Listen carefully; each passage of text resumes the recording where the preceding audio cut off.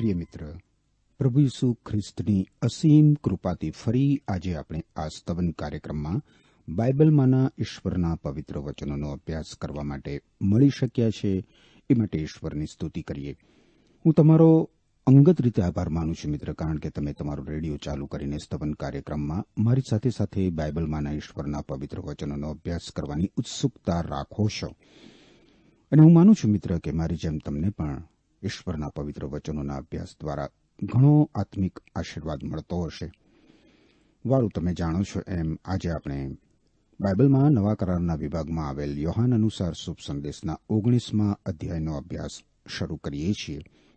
આજે આપણે એની પ્રથમ 16 કલમો જોઈશું. 1 થી 16 કલમો. એટલે જો તમારી પાસે પ્રેમ સંદેશ નામનું પુસ્તક હોય તો કૃપા કરીને તમારી સમક્ષ 322 નંબરના પૃષ્ઠ ઉપર એ ખુલ્લું રાખો.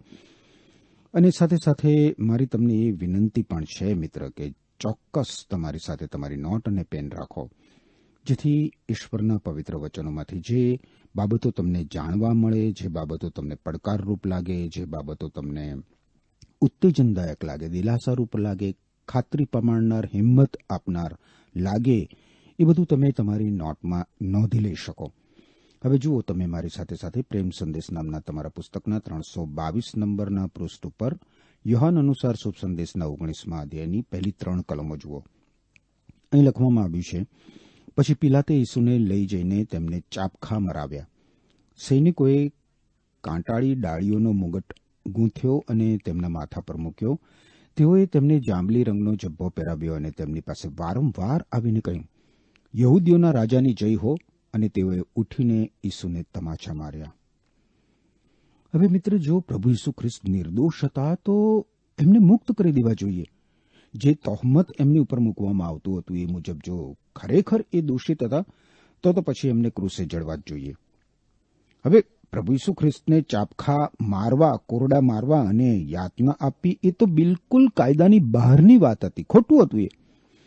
અને આમ છતાં પિલાતે પ્રભુ ઈસુ ખ્રિસ્તને કોરડા મરાવ્યા અને પ્રભુ ઈસુ ખ્રિસ્તની મશ્કરી થવા દીધી. કારણ કે એવું થાય એવું યહૂદી લોકોને ગમતું હતું.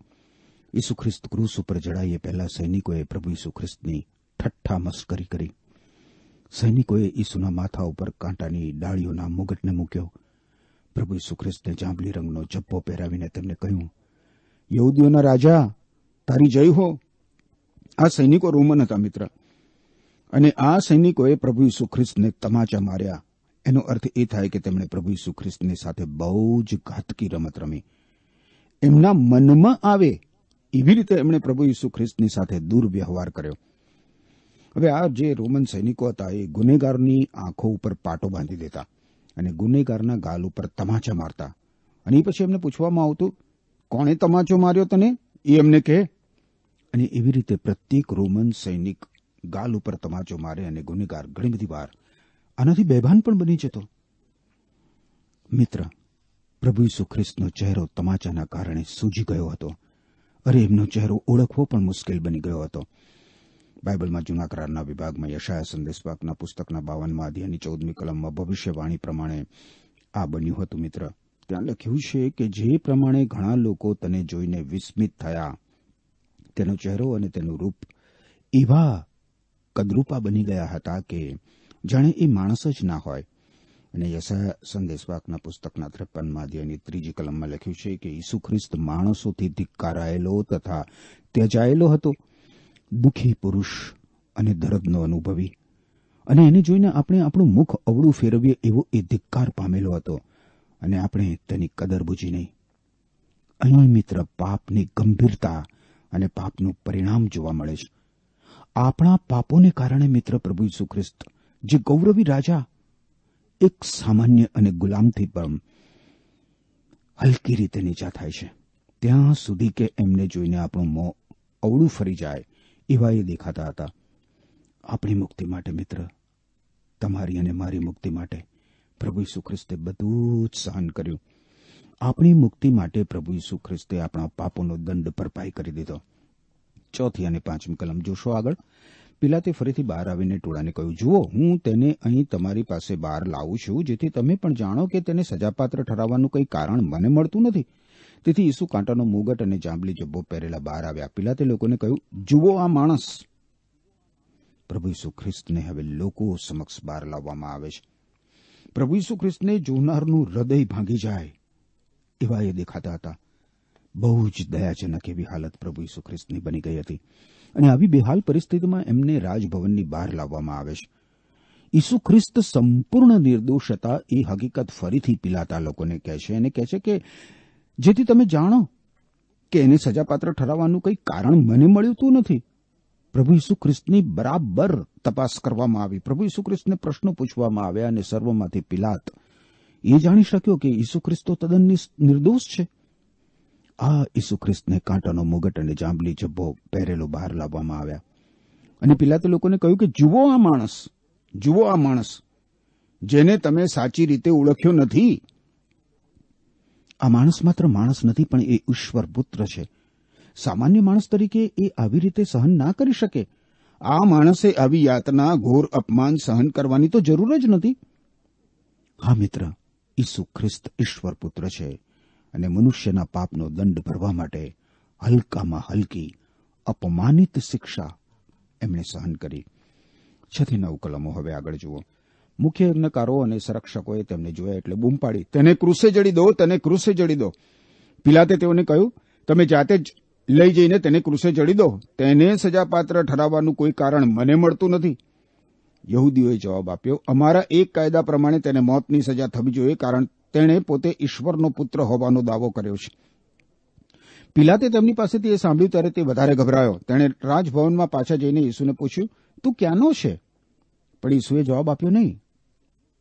પ્રભુ ઈસુ ખ્રિસ્તને ક્રૂસે જડી દેવાની માંગણી કરનાર લોકો એ યહૂદીઓ જ હતા.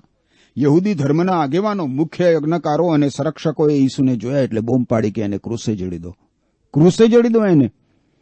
પ્રભુ ઈસુ ખ્રિસ્તને ક્રૂસે જડનાર રોમન રાજ્યપાલ પિલાત નહોતો, પણ એ યહૂદી લોકો હતા. ધર્માંધ લોકો પ્રભુ ઈસુ ખ્રિસ્તને ગુનેગાર ગણે છે અને એ પણ કોઈ પણ જાતના કારણ વગર, કોઈ પણ જાતના વાંક ગુના વગર.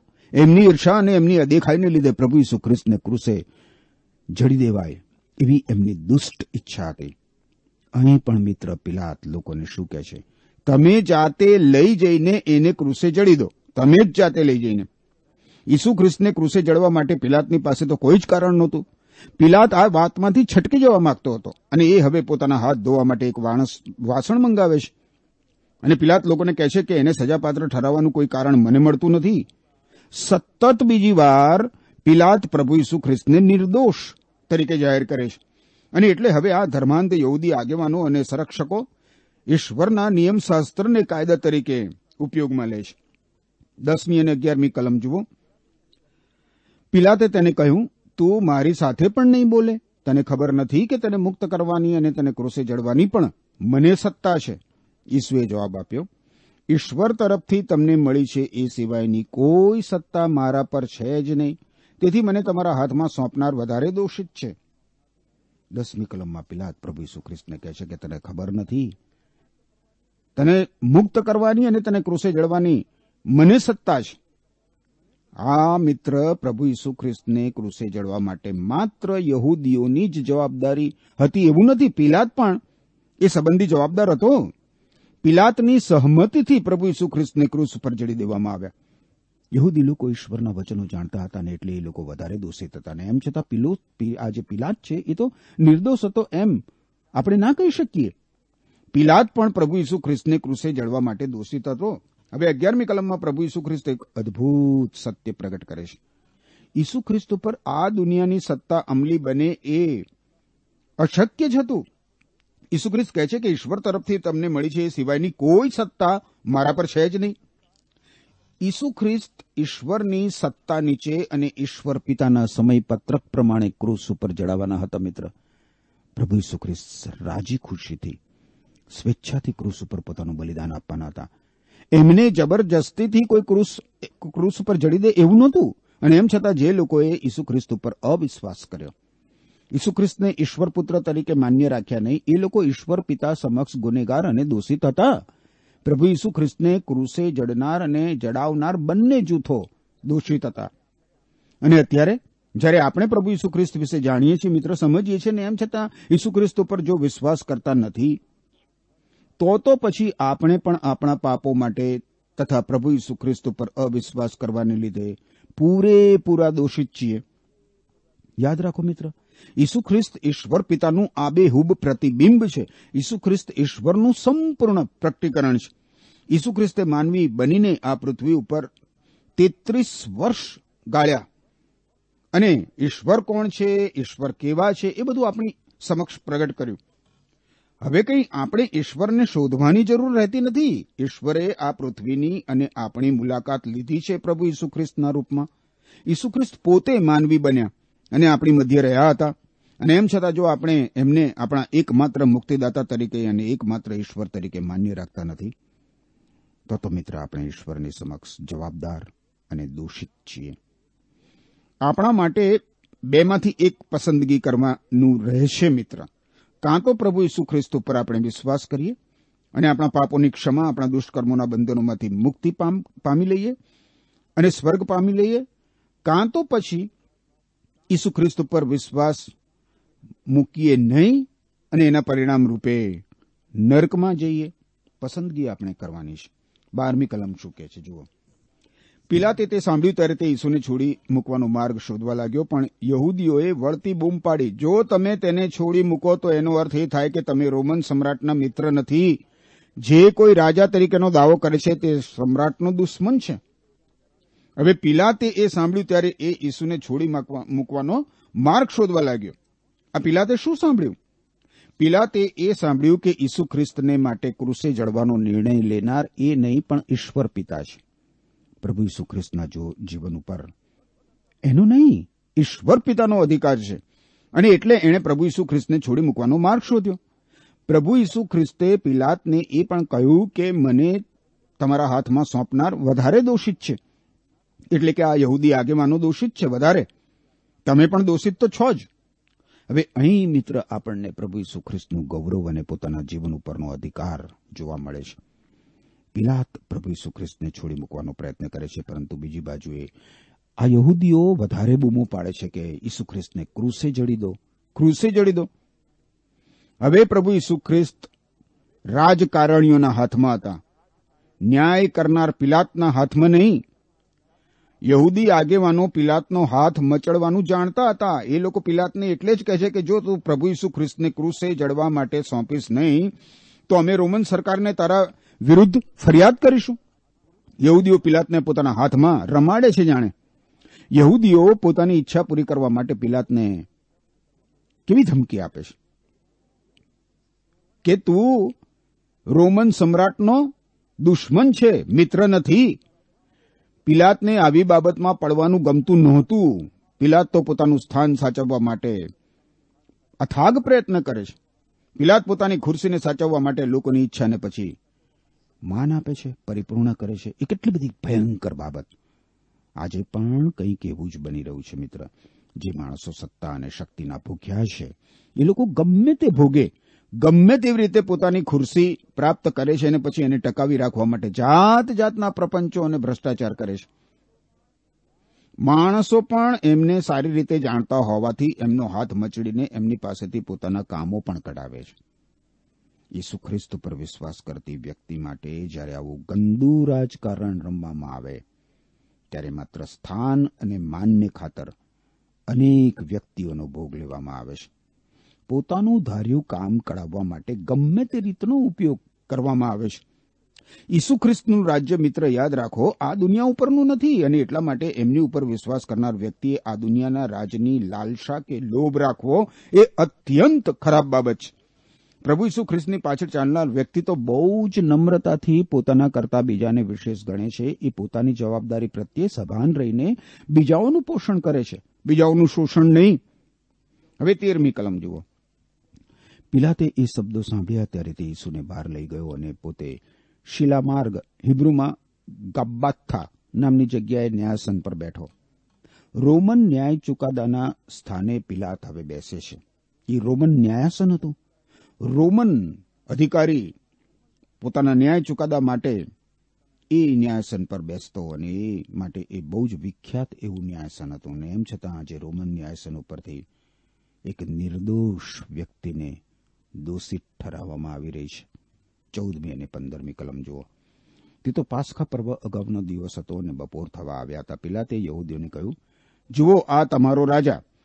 તેઓએ બૂમ પાડી, મારો, એને મારી નાખો, એને ક્રૂસે જડી દો. પિલાતે તેમને પૂછ્યું, તો તમારા રાજાને ક્રૂસે જડાવવું? મુખ્ય યજ્ઞકારોએ જવાબ આપ્યો, અમારો રાજા તો માત્ર રોમન સમ્રાટ જ છે. આ બધી જ જગ્યાએ પ્રભુ ઈસુ ખ્રિસ્તને અદભુત રીતે ઓળખી શકાય છે. મિત્ર, આપણાથી ઈસુ ખ્રિસ્તની ઓળખ એક રાજા તરીકેની છે અને તેમનું રાજ્ય બહુ જ સ્પષ્ટ રીતે દેખાય છે. ઈસુ ખ્રિસ્ત નથી લોકોથી ડરતા કે નથી મૃત્યુથી ડરતા. તમે જોયું? ઈસુ ખ્રિસ્તનો અધિકાર તો સર્વત્ર દેખાય છે, બહુ જ સ્પષ્ટ રીતે. અને ખુદ રોમન રાજ્યપાલ પિલાત અને યહૂદી ધાર્મિક આગેવાનો પણ એમના કયા પ્રમાણે કરે છે. પિલાત પ્રભુ ઈસુ ખ્રિસ્ત માટે યહૂદીઓને કહે છે કે જુઓ, આ તમારો રાજા. હવે જો કે આ સમયે યહૂદીઓ પ્રભુ ઈસુ ખ્રિસ્તને પોતાના રાજા તરીકે સ્વીકારતા નથી, પણ જ્યારે આ રાજા ઈસુ ખ્રિસ્ત પોતાના મહિમા અને પરાક્રમમાં પાછા આવશે ને, ત્યારે તો બહુ જ આક્રંદ અને વિલાપ સાથે ઈસુ ખ્રિસ્તને પોતાના મુક્તિદાતા અને રાજા તરીકે આ લોકો સ્વીકારશે, યહૂદીઓ. 15મી કલમમાં કહેવામાં આવ્યું છે કે પિલાત યહૂદીઓને પૂછે છે, તો તમારા રાજાને ક્રૂસે જડાવું? અને એના ઉત્તરમાં યહૂદી લોકો શું કહે છે? અમારો રાજા તો માત્ર રોમન સમ્રાટ જ છે. બહુ જ હેતુસર યહૂદી લોકો જાણી જોઈને કરવામાં આવેલી પસંદગી પ્રગટ કરે છે. સમ્રાટ, કૈસર કે પછી ઈસુ, બેમાંથી કોને પસંદ કરવા? અને લોકો સમ્રાટ કૈસરને પોતાના રાજા તરીકે માન્ય રાખે છે, જ્યારે પ્રભુ ઈસુ ખ્રિસ્તને તો ક્રૂસે જડવા માટે સોંપવામાં આવે એવી માગણી આ લોકો કરે છે. વાલા મિત્ર, પ્રભુ ઈસુ ખ્રિસ્ત અને દુનિયા, પ્રભુ ઈસુ ખ્રિસ્ત કે શૈતાન, પ્રભુ ઈસુ ખ્રિસ્ત કે પાપ, આ બંને વચ્ચેની પસંદગી તો મારે અને તમારે જાતે કરવાની હોય છે. પસંદગી કરવાની જવાબદારી આપણી હોય છે અને પસંદગી પ્રમાણે આપણે આપણું ભાવિ નક્કી કરીએ છીએ. ઈસુ ખ્રિસ્ત માટે પ્રત્યેક વ્યક્તિએ પોતે નિર્ણય કરવાનો હોય છે, પોતે પસંદગી કરવાની હોય છે. પણ એટલું યાદ રાખો મિત્ર, જે સમયે કોઈ વ્યક્તિ પ્રભુ ઈસુ ખ્રિસ્તની વિરુદ્ધ પસંદગી કરે, એ જ સમયે એ વ્યક્તિ શૈતાનના પક્ષની પસંદગી કરે છે. ઈસુ ખ્રિસ્તને તમારા જીવનના રાજા બનાવીને તમે તમારું જીવન આશીર્વાદિત બનાવી શકો છો. ઈસુ ખ્રિસ્તને જીવન સોંપીને તમે તમારા જીવન માટેની ઈશ્વર પિતાની ઈચ્છાને પરિપૂર્ણ કરી શકો છો. મિત્ર, 16મી કલમ શું કહે છે? પછી પિલાતે ઈસુને ક્રૂસે જડવા માટે તેમને સોંપ્યા. આપણે મિત્ર ઈસુ ખ્રિસ્તના મૃત્યુ વિશે અને મૃત્યુમાંથી સજીવન થવા વિશે વારંવાર જોઈએ છીએ, અને એટલે ઘણી બધી વાર આપણને એનું મહત્વ નથી સમજાતું. ઈસુ ખ્રિસ્તનું ક્રૂસારોહણ અથવા પ્રભુ ઈસુ ખ્રિસ્તને ક્રૂસે જડવા એ તો એક ઐતિહાસિક ઘટના હતી અને આજે જવલે જ એને યાદ કરવામાં આવે છે. અને એમ છતાં પ્રભુ ઈસુ ખ્રિસ્તના ક્રૂસે જડાવવાને લીધે જ મિત્ર આપણો ઉદ્ધાર થાય છે. એ હકીકત છે આપણા પાપોની શિક્ષામાંથી, આપણા દુષ્કર્મોના બંધનોમાંથી. આ હકીકતને મિત્ર આપણે ભૂલ્યા વગર યાદ રાખવાની અને જુદા જુદા દ્રષ્ટિબિંદુથી એને જોવાની જરૂર છે. હવે ઈશ્વરની દ્રષ્ટિએ પ્રભુ ઈસુ ખ્રિસ્તનું ક્રૂસે જડાવવું એ પ્રસન્ન કર અને પ્રાયશ્ચિત કરવા માટે હતું, પાપોના પ્રાયશ્ચિત માટે. ક્રૂસ એવી જગ્યા છે મિત્ર જ્યાં આપણે માટે ઈશ્વરની કૃપા પ્રગટ કરવામાં આવી છે. ઈસુ ખ્રિસ્તના પ્રાયશ્ચિત દ્વારા ઈશ્વરની કૃપા આપણા સુધી પહોંચી શકી છે. મિત્ર, જો પ્રભુ ઈસુ ખ્રિસ્તને માટે ક્રૂસ ન હોત તો મિત્ર આપણે ઈશ્વરની કૃપાને પ્રાપ્ત કરી શક્યા હોત જ નહીં. એ ક્રૂસ ઉપર ઈશ્વરની સંપૂર્ણ ઈચ્છા પરિપૂર્ણ થઈ, જેથી પવિત્ર ન્યાયી ઈશ્વર નીચે ઉતરીને પાપી માનવીને એના દુષ્કર્મોના બંધનોમાંથી, એના પાપોની શિક્ષામાંથી ઉગારી લે. હવે ઈશ્વરનું જે સિંહાસન છે, જે ન્યાયાસન છે, જેને ઈશ્વરના સ્થાનમાં ફેરવી નાખવામાં આવ્યું, અને એ આપણે માટે હવે દયાસન બની ગયું, જ્યાં આપણે ઈશ્વરની સાથે સીધા સંબંધમાં આવી શકીએ છીએ.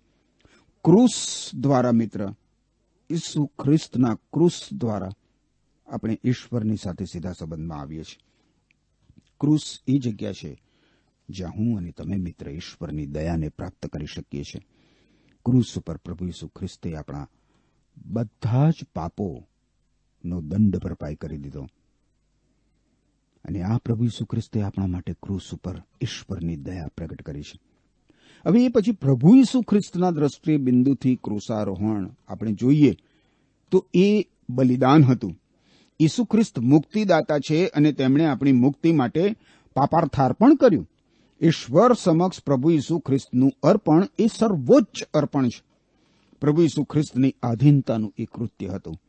અને એ વિશે પ્રેષિત પાઉલ ફિલિપી લોકોને લખેલા પત્રના 2 અધ્યાયની 8મી કલમમાં કહે છે કે પોતે નમ્ર થઈને ઈસુ ખ્રિસ્ત પોતે નમ્ર થઈને મરણ સુધી, હા ક્રૂસ પરના તેમના મરણ સુધી આધીનતાને માર્ગે ચાલ્યા. હવે એ પછી તમારા અને મારા દ્રષ્ટિબિંદુથી પ્રભુ ઈસુ ખ્રિસ્તનું ક્રૂસે જડાવવું એ અવેજીમાં કરવામાં આવેલું બલિદાન હતું. પ્રભુ ઈસુ ખ્રિસ્તે મારા વતી અને તમારા વતી અવેજીમાં પોતાનું બલિદાન ક્રૂસ ઉપર આપી દીધું. મારા બદલે અને તમારા બદલે ઈસુ ખ્રિસ્તે મોત સહન કર્યું. પાપ વગરના નિષ્કલંક નિષ્પાપી પ્રભુ ઈસુ ખ્રિસ્ત પાપી મનુષ્ય માટે પાપરૂપ ગણાયા. ઈસુ ખ્રિસ્ત તો ન્યાયી હતા મિત્ર, પણ અન્યાયો માટે એ ક્રૂસે ચડાયા. પ્રેષિત પીતર શું કહે છે?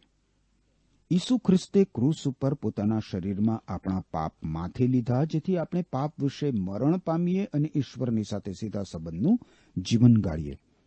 હવે એ પછી આપણે જો શૈતાનના દ્રષ્ટિબિંદુથી ક્રૂસને જોઈએ તો એક વિજય અને પરાજય પણ હતો. શૈતાન માટે એ વિજય હતો, કારણ કે એણે સ્ત્રી પુત્રના પગની એડીએ દંશ દીધો. ઉત્પત્તિનું પુસ્તક છે ને બાઇબલમાં, જૂના કરારના વિભાગમાં પ્રથમ પુસ્તક એના 3 અધ્યાયમાં તમે જોશો તો આ બાબતનો ઉલ્લેખ છે. અને એટલે શૈતાને તો માની જ લીધું કે હવે એનો વિજય થયો છે, કારણ કે પ્રભુ ઈસુ ખ્રિસ્ત ક્રૂસ ઉપર મૃત્યુ પામ્યા. પરંતુ એ શૈતાનનો તો ખરેખર પરાજય હતો, કારણ કે પ્રભુ ઈસુ ખ્રિસ્ત દ્વારા શૈતાનનું માથું છૂંદવામાં આવ્યું. હિબ્રુ લોકોને લખેલા પત્રના 2 અધ્યાયની 14મી કલમમાં કહ્યું છે કે જેથી ઈસુ પોતે તેમના જેવા બન્યા અને મનુષ્ય સ્વભાવના ભાગીદાર બન્યા. તેમણે આમ કર્યું જેથી તેમના મૃત્યુ દ્વારા તે મૃત્યુ પર અધિકાર ધરાવનાર શૈતાનનો નાશ કરે. પ્રભુ ઈસુ ખ્રિસ્તે શૈતાનનો પરાજય કર્યો છે મિત્ર. પ્રભુ ઈસુ ખ્રિસ્ત એનો સંપૂર્ણ નાશ કરનાર છે. યાદ રાખો, ક્રૂસ ઉપર પ્રભુ ઈસુ ખ્રિસ્તે શૈતાનને હરાવ્યો છે. હવે આપણે દુનિયાના દ્રષ્ટિકોણથી પ્રભુ ઈસુ ખ્રિસ્તના ક્રૂસે જડાવવાની બાબતને જોઈએ તો એ એક ઘાતકી મૃત્યુ છે. દુનિયા વિચારે છે કે પ્રભુ ઈસુ ખ્રિસ્તનું ક્રૂસ ઉપર ખૂન થયું છે, હત્યા થઈ છે. દુનિયા કહે છે આ તો અન્યાય કહેવાય, ખોટું કહેવાય, અને એટલે પ્રભુ ઈસુ ખ્રિસ્તને ક્રૂસે જડવાને માટે બહાર લઈ જવામાં આવ્યા. અને આમ કરવા દ્વારા ગીતશાસ્ત્રનું જે પુસ્તક છે બાઇબલમાં, જૂના કરારના વિભાગમાં એના 94મા અધ્યાયની 20મી અને 21મી કલમમાંની ભવિષ્યવાણી પૂરી થાય છે મિત્ર. ત્યાં લખ્યું છે, દુષ્ટ અધિકારીઓ નિયમસર ઉપદ્રવ યોજે છે. તેઓ શું તારી સાથે મેળાપ રાખશે? તેઓ ન્યાયીઓને દુઃખ દેવા એકઠા થાય છે અને નિરપરાધીને ગુનેગાર ઠરાવે છે. પ્રભુ ઈસુ ખ્રિસ્તને ક્રૂસે ચડવા માટે આપણે વાંચ્યું એમ મિત્ર, પિલાતે યહૂદી અધિકારીઓના હાથમાં સોંપી દીધા. ઈસુ ખ્રિસ્તનું ક્રૂસ આરોહણ આપણા માટે બહુ જ મહત્વનું છે મિત્ર. પ્રેષિત પીતર કરંથવાસીઓને લખેલા પહેલા પત્રના 1 અધ્યાયની અમુક કલમોમાં કહે છે કે ક્રૂસ પરના ઈસુ ખ્રિસ્તના મરણનો આ સંદેશો નાશમાં જઈ રહેલાઓ માટે મૂર્ખતારૂપ છે. અમુક લોકો જે નાશમાં જઈ રહ્યા છે પોતાના પાપોને કારણે ને પાપમાં જ જીવવાનું જેમને ગમે છે, એ લોકોને માટે તો ઈસુ ખ્રિસ્તના ક્રૂસ પરના મરણનો સંદેશ બિલકુલ મૂર્ખતારૂપ છે. પણ આપણે જે લોકો ઉદ્ધાર પામતા જઈએ છીએ તેઓને માટે તો એ ઈસુ ખ્રિસ્તનું સામર્થ્ય છે. પ્રભુ ઈસુ ખ્રિસ્તના મૃત્યુના મહત્વ વિશે બીજી જગ્યાએ પણ પ્રેષિત પાઉલ કહે છે કે ઈસુ ખ્રિસ્ત પોતે નિષ્પાપ હતા અને એમ છતાં આપણા માટે ઈશ્વરે એમને પાપરૂપ કર્યા.